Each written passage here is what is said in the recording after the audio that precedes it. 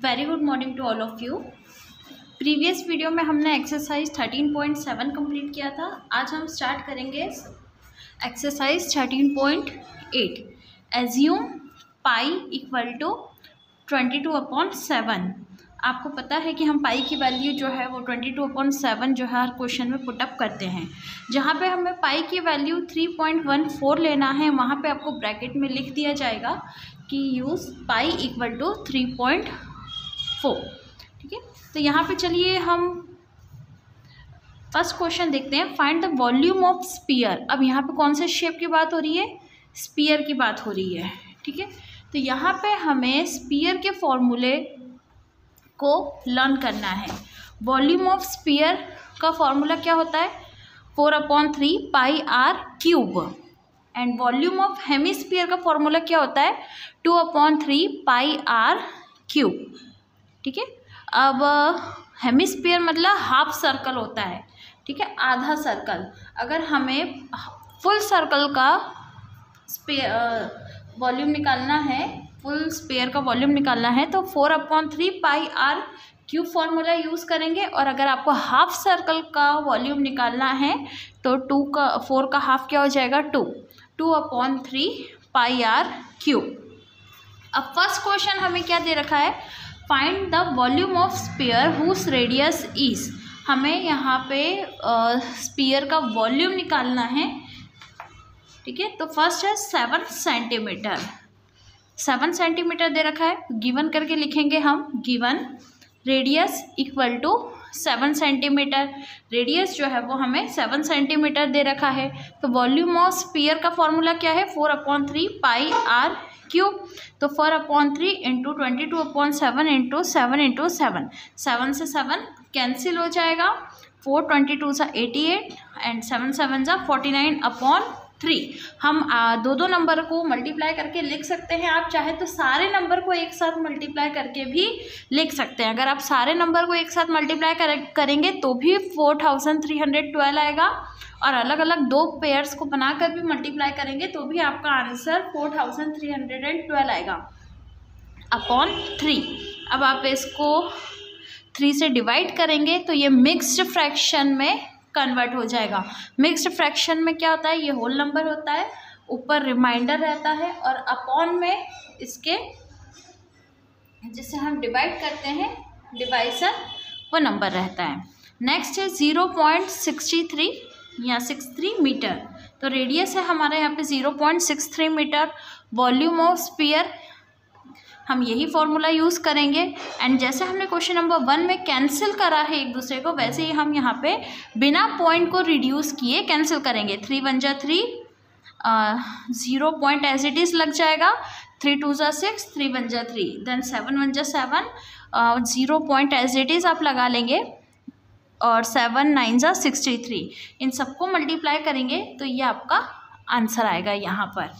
ठीक है, मल्टीप्लाई करने पर 10.47816 मीटर क्यूब, क्योंकि वॉल्यूम में जो यूनिट रहती है वही यूनिट के ऊपर क्या लग जाता है? क्यूब। और एरिया में क्या लगता है? Square.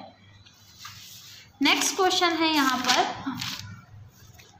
Find the amount of water displaced by the solid sphere ball of diameter. यहाँ पे आपको अमाउंट बताना है कि कितना अमाउंट वाटर जो है एक सॉलिड हेमिस्फीयर बॉल के अंदर आएगा अगर उसका डायमीटर जो है वो 28 सेंटीमीटर दिया है। ठीक है, तो डायमीटर 28 सेंटीमीटर है तो रेडियस क्या हो जाएगा? इसका हाफ हो जाएगा। 28 का हाफ कितना होता है? 14 centimetre. Volume of sphere 4/3 pi r cube. Then यही फॉर्मूला आपको यूज़ करना है। 7 और 14 एक दूसरे से कट हो जाएंगे, सारे नंबर को मल्टीप्लाई करेंगे हम। 2 22 जा 88, 2 इंटू 14 इंटू 14। आप 88 को 2 से करेंगे और 14 का 14 से इंटू करेंगे, सबको इंटू करेंगे तो 34,496/3 इसका अभी यहाँ पर आंसर निकल कर आएगा सेंटीमीटर क्यूब में। फिर मिक्स्ड फ्रैक्शन में आप इसको चेंज कर लेंगे। तो इसका क्वेश्चन नंबर 2 जो है उसको आप एज इट इज़ करेंगे। अब नेक्स्ट क्वेश्चन हमें क्या दे रखा है? A diameter of metallic ball. एक मेटल की बॉल है जिसका डायमीटर है 4.2 centimetre. What is a mass of the ball? उसका मास कितना होगा, मास क्या होता है, वजन, ठीक है। If the density of the metal is 8.9 ग्राम पर सेंटीमीटर क्यूब, उसका मास कितना होगा अगर उसका घनत्व, उसकी जो घनत्व को इंग्लिश में क्या बोलते हैं, डेंसिटी जो है, अगर उसकी 8.9 ग्राम पर सेंटीमीटर क्यूब दे रखी है, ठीक है। तो सबसे पहले हम गिवन लिखेंगे, diameter of metallic ball, metallic ball का जो मेटल की बॉल है, मेटेलिक बॉल, उसका डायमीटर क्या दे रखा है, 4.2 सेंटीमीटर। और आपको पता है कि हर जगह फॉर्मूले में आर पूछा जाता है, आर मीन्स रेडियस। अगर जब भी डायमीटर दिया रहे तो आपको उसका आधा करना है, रेडियस का आधा करना है, ठीक है। तो 4.2 का हाफ करेंगे तो 2.1 जो है ये वो इसका रेडियस निकल कर आएगा। देन वॉल्यूम ऑफ स्फीयर का फॉर्मूला क्या होता है, 4/3 पाई आर क्यूब। आर आपने निकाल लिया 2.1, ठीक है। क्यूब है तो किसी भी रेडियस को आपको 3 बार लिखना है। 4/3 इंटू पाई की वैल्यू 22/7 इंटू 2.1 इंटू 2.1 इंटू 2.1, 3 से कैंसिल करेंगे, 3 1 जा 3, 0 पॉइंट ऊपर लग जाएगा, 3 7 जा 21, 7 1 जा 7 और 0 पॉइंट ऊपर लग जाएगा, 7 3 से 21। बचा क्या हमारे पास, 422 से 88 इंटू 0.3 इंटू 0.7 इंटू 2.1, सबको इंटू करेंगे तो 38.808 सेंटीमीटर क्यूब उसका वॉल्यूम निकल कर आएगा, किसका, मेटेलिक बॉल का। अब अगर उसकी 1 सेंटीमीटर क्यूब की डेंसिटी 8.9 ग्राम दे रखी है तो 38.0808 सेंटीमीटर क्यूब की डेंसिटी जो है वो कितनी होगी। तो आप क्या करेंगे, 38.0808 को 8.9 से इंटू करेंगे तो इसका आंसर मल्टीप्लाई करने पर आएगा 345.3912, जिसे अप्रॉक्स में हम 39 लिख रहे हैं, ठीक है। Hints the mass of the ball is 345.39 ग्राम, मतलब उस मेटेलिक बॉल का जो वज़न है वो कितना है, 345.39 ग्राम है। नेक्स्ट क्वेश्चन है यहाँ पर, the diameter of moon is approximately 1/4 of the diameter of the moon. जो मून का डायमीटर है वो अर्थ के डायमीटर से 1/4 है, मतलब कि जो हमारा अर्थ है वो बड़ा है और मून जो है वो छोटा है, ठीक है। तो अर्थ के डायमीटर से 1/4 पार्ट जो है वो मून का डायमीटर है। What fraction of the volume of the earth is the volume of the moon. ये बहुत इंपॉर्टेंट क्वेश्चन है, क्या फ्रैक्शन होगा किसका, वॉल्यूम ऑफ द अर्थ और वॉल्यूम ऑफ द मून का। अगर हम उसको क्रॉस में फ्रैक्शन में करके कट करते हैं तो क्या फ्रैक्शन निकल कर आएगा।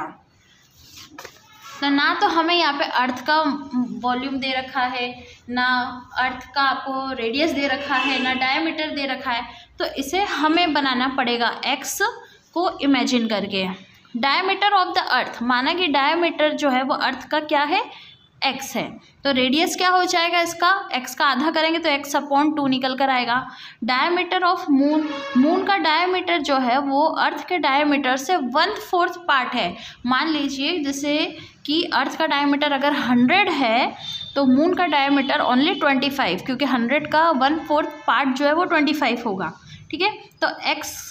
तो मून का डायमीटर जो है वो x/4 हो जाएगा और रेडियस क्या हो जाएगा फिर मून का, x/4 तो ऑलरेडी है ही, इंटू 2 जो कि हो जाएगा x/4, 2 सा 8 हो जाएगा। अकॉर्डिंग टू क्वेश्चन हमें फ्रैक्शन बनाना है इन दोनों का, तो क्वेश्चन के अनुसार volume of earth upon volume of moon, मतलब 4/3 pi r cube upon 4/3 pi r cube. अब इसमें हम वैल्यू को पुटअप करेंगे, 4/3 पाई को हम ऐसे ही रहने देते हैं।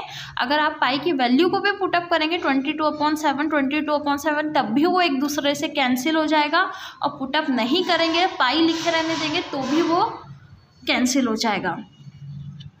x/2 into x/2 into x/2, ये किसका रेडियस है, अर्थ का, और मून का रेडियस क्या है, x/8 into x/8 into x/8। 4/3 से 4/3 कैंसिल हो गया, पाई से पाई कैंसिल हो गया, x से सारे x कैंसिल हो गए, 2 1 जा 2, 2 4 जा 8 और 2 और 8 एक दूसरे से कैंसिल हो गया।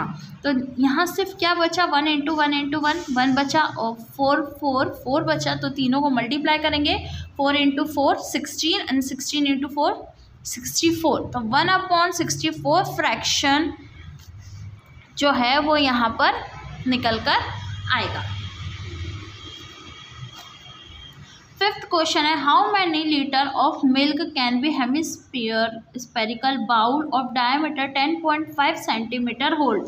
एक आपने बाउल देखा होगा जिसे हम कटोरी बोलते हैं या चीनी मिट्टी के बाउल्स आते हैं आइसक्रीम या खीर खाने के लिए। तो जो बाउल है वो किस शेप का रहता है? हेमिस्फीयर। हेमिस्फीयर मतलब हाफ सर्कल।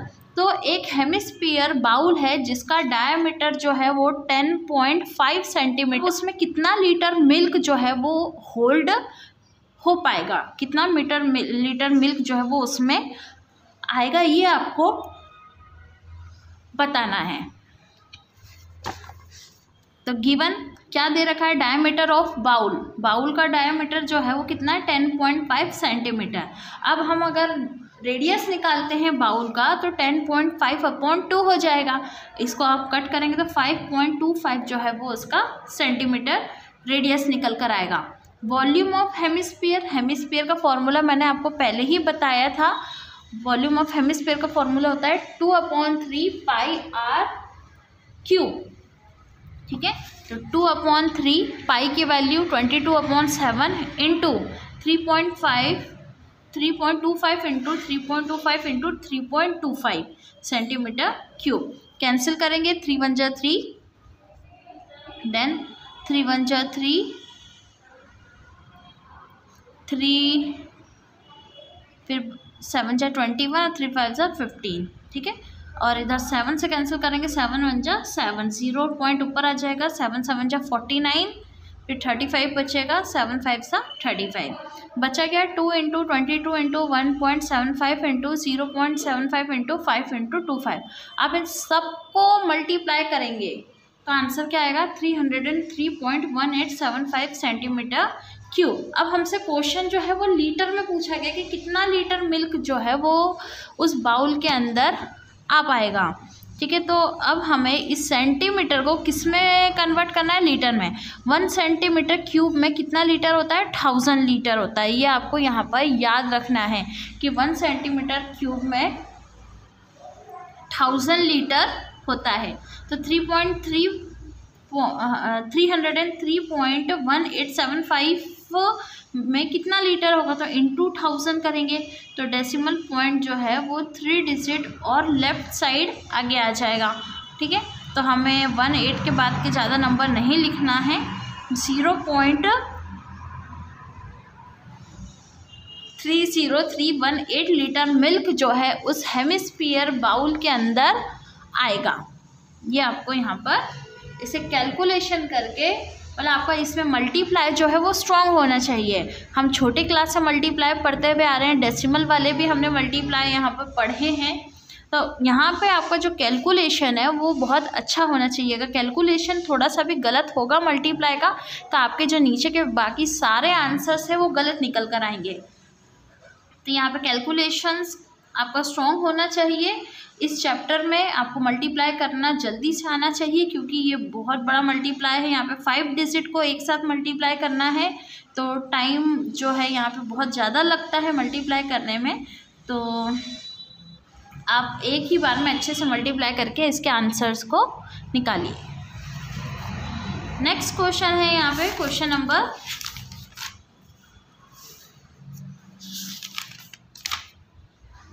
हमने अभी 5 करा है, अब हम 7 कर लेते हैं। एक क्वेश्चन को हम यहाँ पे छोड़ देते हैं। आप इसको कोशिश करिएगा करने की। मैं यहाँ पे आपको एक्सप्लेन कर देती हूँ।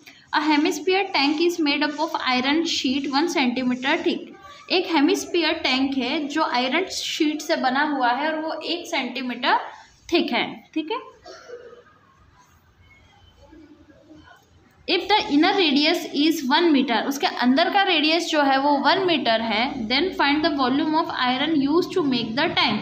तो आपको उसके आयरन का वॉल्यूम निकालना है कि कितना वॉल्यूम आयरन जो है इस टैंक को बनाने में इस्तेमाल किया जाएगा। तो इसे आप करने की कोशिश करिएगा।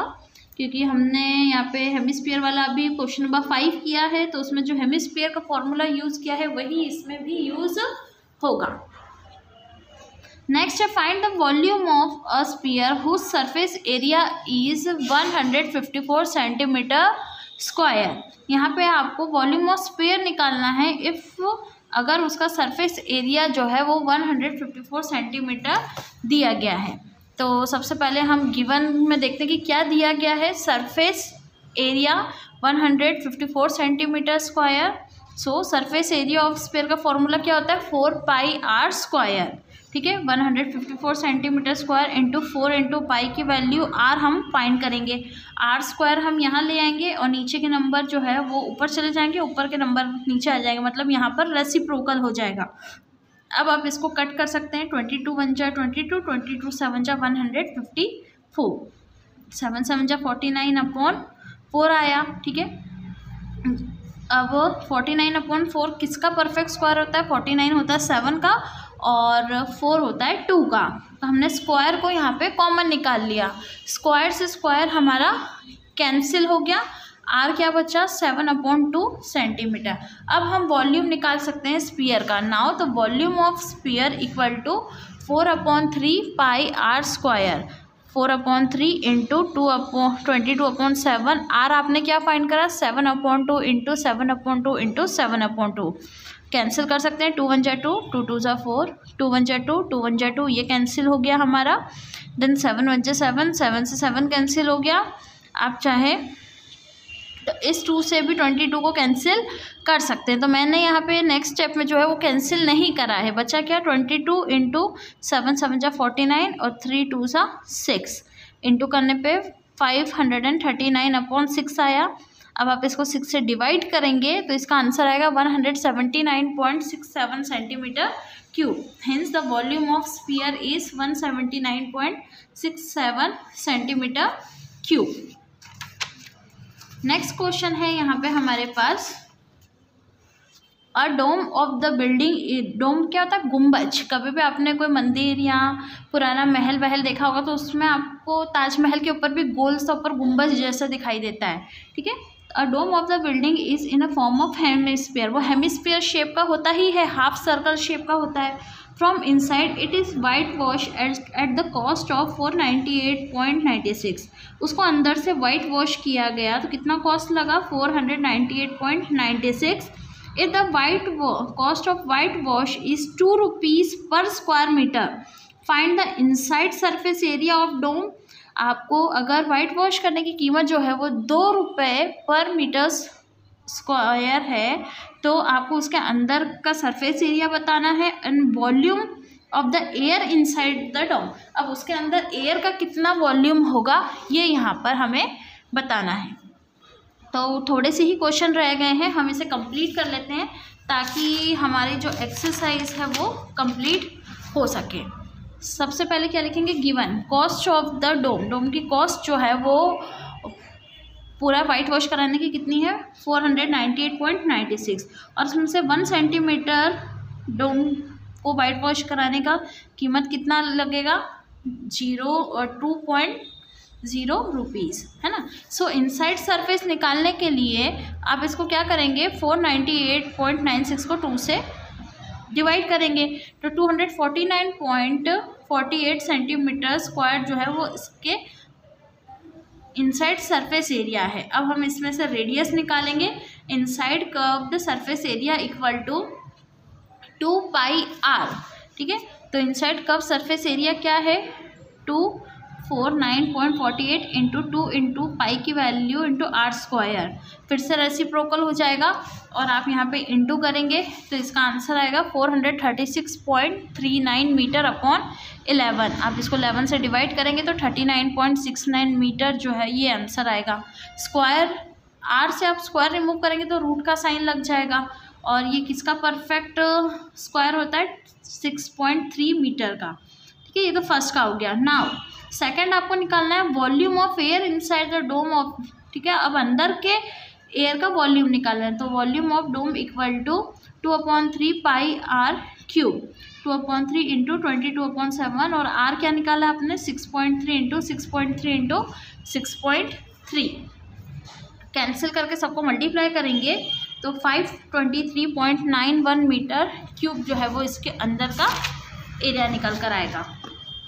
नेक्स्ट क्वेश्चन है 27 सॉलिड आयरन स्पीयर, 27 लोहे के स्पीयर है ना, राउंड है। Each of the radius is r and the surface area is s। हर एक का रेडियस जो है वो r है और उसका सरफेस एरिया जो है वो s है। Are melted to a form of sphere with the surface area s with find the. अब उनको मेल्ट किया गया, ठीक है, स्पीयर को मेल्ट किया गया विद द सरफेस एरिया से, तो radius r1 of new spear, जो नया सर्कल बनाया गया उसको मेल्ट करके वो क्या निकल कर आया। And what is the ratio of s and s1। एक नया सरफेस एरिया का सर्कल बनाया गया तो s1 और s और s1 जो अलग अलग सरफेस एरिया थे उनका रेशियो क्या होगा, ये यहाँ पर हमें बताना है। तो फर्स्ट करेंगे हम पहले radius r1 of the new sphere. Let v and v1 be the volume of old and new sphere. माना कि जो v और v1 है वो क्या है, यहाँ पर न्यू सरफेस है, ठीक है। Volume of new surface equal to 27 into volume of old sphere, ठीक है। v1 equal to 27 into v1 का फॉर्मूला क्या है 4/3 पाई r1 cube into 27/4/3 into pi r cube.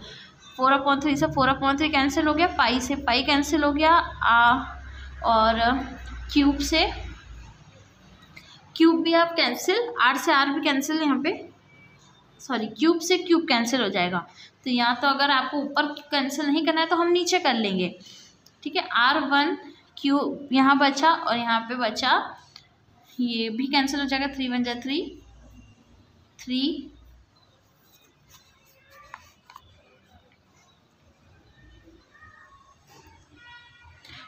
9 जा 27, ठीक है।